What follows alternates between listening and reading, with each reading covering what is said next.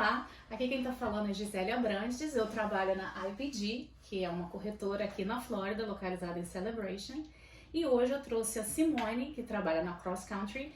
Ela é especializada em financiamento, inclusive para estrangeiros, e a gente está trabalhando hoje, falando diretamente com o Brasil, e eu trouxe ela porque eu tenho várias perguntas que meus clientes estão fazendo, então a gente resolveu fazer um vídeo para esclarecer para todo mundo. Obrigada, Simone, por você ter vindo aqui hoje. Obrigada a você pelo convite, é sempre um prazer. Então, eu sou a Simone Negri, sou agente financeiro aqui no estado da Flórida. Estou aqui com a minha colega de trabalho e estou pronta para suas perguntas. Pois é, vamos começar. Uma das primeiras perguntas que eles sempre me fazem, que eles ficam preocupados, é com a documentação. Eles pensam que é muito burocrático, que tem que mandar muitas provas de tudo. Então, a primeira pergunta é: o que eles têm de documentação para enviar para você para começar esse processo de financiamento? Perfeito. Você que está nos assistindo, o processo é muito simples, tá? Existe duas formas, tá, Gisele?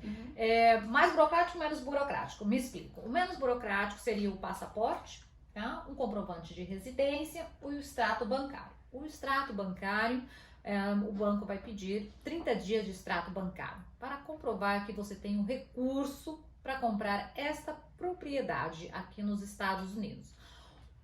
Uma extensão um pouquinho mais longa, mais burocrática, aí seria passaporte, visto, 2 meses de extrato bancário, uma carta do contador dizendo o quanto a pessoa ganhou nos últimos 2 anos, até na data que está fazendo o financiamento.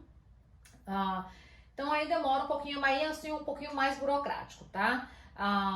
Mas a maioria dos nossos clientes internacionais, eles optam por ter um processo menos burocrático aí. É mais fácil, viu? Vendo? Não é tão complicado, então, fazer o financiamento aqui. Não requer tanta a prova de documentação assim, né? Exatamente. Uma parte bem mais burocrática. Eles perguntam também sempre sobre a entrada.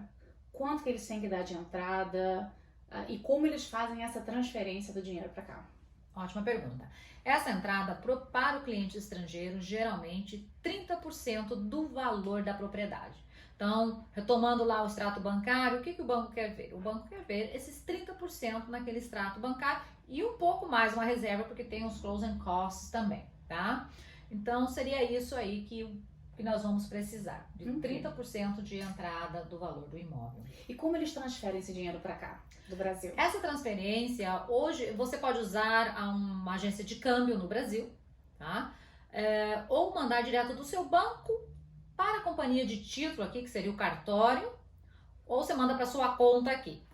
A gente sempre aconselha para mandar direto para o cartório, porque você paga apenas uma transferência e pronto. Porém, alguns bancos querem que o dinheiro entre na sua conta aqui nos Estados Unidos, né? Então sai da sua conta lá e entra na sua conta aqui.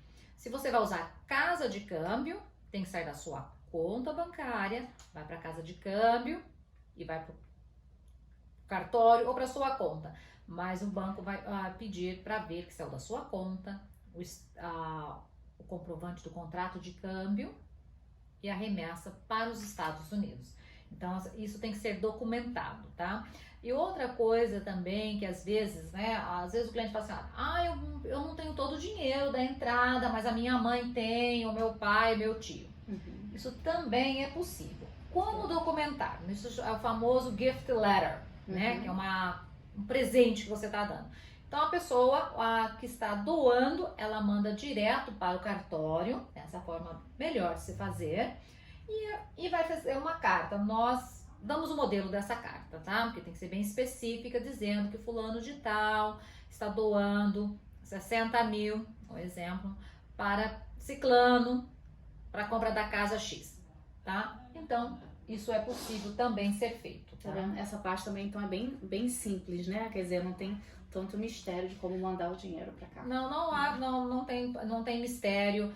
Nós auxiliamos nisso aí, tá? Tudo que o cliente precisar saber, eu e a minha equipe, nós auxiliamos ao como fazer. O cliente não fica sozinho aí. E a gente sempre diz, antes de você mandar o dinheiro, me consulte, porque se você manda de uma forma que vai ficar difícil de justificar, então é melhor ter um acompanhamento. Toda movimentação nessa conta, principalmente nesse período de financiamento, é importante que a gente acompanhe, que a gente saiba, para guiar o cliente na direção certa. Certo, por isso que é sempre importante, eu sempre falo com meus clientes, é sempre importante você ter um profissional na área para te guiar em todo o processo. Que você vai começar, você tem que ter um corretor para te ajudar a procurar a propriedade certa para você, dentro do que você sabe, com o conhecimento que a gente tem. E no caso, a Simone, que é especializada em financiamento, que é uma profissional que está dentro da área dela, que vai te ajudar em todo o processo. Quer dizer, cada passo um processo de comprar a casa aqui, existe um profissional, tá, licenciado e capacitado para passar toda a informação para você fazer a compra sempre certa, tá? Outra coisa que eles sempre perguntam também é sobre juros. Se ele é fixo, se ele muda, como é? Pode falar um pouquinho de juros para eles? Sim, os juros, toda propriedade financiada, né, nos Estados Unidos, o cálculo é feito para 30 anos. Porém, alguns bancos, após 3 anos, ou 5 anos, 7 anos, o cliente vai escolher nesse caso, vai existir um acréscimo, tá? Aquelas pessoas perguntam, qual que será o acréscimo? Vai ter um índice de correção. Não pode passar de X, também não pode descer aqui. Isso é para proteger o próprio banco, tá? Porque a gente não sabe amanhã se os juros vão subir, vão abaixar. Então o banco que também quer se proteger. Porém, o cliente daqui 5 anos, vamos supor, os juros estão muito mais baixos do que o juro que ele vai ter naquele momento. Ele pode refinanciar, tá? Ele pode refinanciar essa propriedade, não há problema algum. Então, muitos dos nossos clientes optam por ter um juro inicial mais baixo e ver o que vai acontecer daqui 3 a 5 anos. E se o cliente quer pagar o preço, ele também pode financiar com juros fixos por 30 anos fixo. A parcela que é hoje vai ser daqui 30 anos, com a diferença do seguro e do imposto da casa, que pode oscilar, mas não a prestação. Ótimo, então você já respondeu minha outra pergunta, que eles sempre fazem, de que quantos anos você pode financiar a propriedade aqui? Geralmente 30 anos, tá? Com a possibilidade de fazer o refinanciamento ou manter o que você tem, enfim. E se a pessoa quiser pagar a propriedade em 10 anos? Vamos dizer que ele recebe um dinheiro e ele fala, não, eu vou quitar essa propriedade. Ele pode fazer isso? Sim, ele pode. Geralmente esses contratos, eles colocam uma carência, dependendo do banco, de 1 ano, 2 anos ou 3 anos, para você não quitar. Se você quitar, você tem uma multa. Passando esse período, você pode fazer o que você quiser. Outros bancos não colocam esse tipo de multa aí, vamos colocar assim. Tá? Então, a gente tem que primeiro saber bem qual tipo de propriedade que o cliente está comprando e nós vamos passar a opção para o cliente, porque no final do dia, o cliente é quem decide que direção ele quer tomar. Qual é melhor, né? Isso. E outra pergunta também, eles têm a dúvida, porque acho que eles escutam falar, o meu amigo comprou no nome de uma empresa, ele foi aí, abriu uma empresa e comprou no nome da empresa. Qual a diferença dele comprar no nome dele ou ele vir aqui abrir uma empresa e comprar no nome da empresa? Ótima pergunta. Bem, para os olhos do banco, tanto faz pessoa física como jurídica, tá? Não há diferença de juros, nada disso. Lógico, se você vai comprar o nome de uma empresa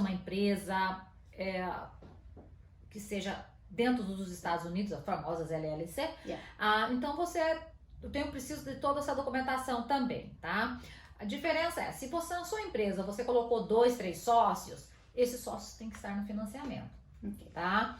Então, mas se isso vai acontecer, nós precisamos saber que nós podemos orientar também formas que se dá para fazer para que os outros sócios não estejam aqui, tá? Mas em termos de juros, novamente, não tem diferença alguma. Por questões de proteção, né, até mesmo de bens, muitos optam por colocar numa empresa, né? Nós sabemos que a empresa não morre, ela transfere-se, né, de donos e tudo mais. Então, seria mais por questão mesmo de proteção de capital. Ok. E outra pergunta que eles sempre fazem é se eles têm que comprovar que eles têm imóveis no Brasil quando eles vão fazer essa aplicação aqui, ou eles só precisam comprovar o dinheiro no banco? Boa, ótima pergunta. O dinheiro no banco, com certeza, a única forma de comprovar isso é através do extrato bancário, tá?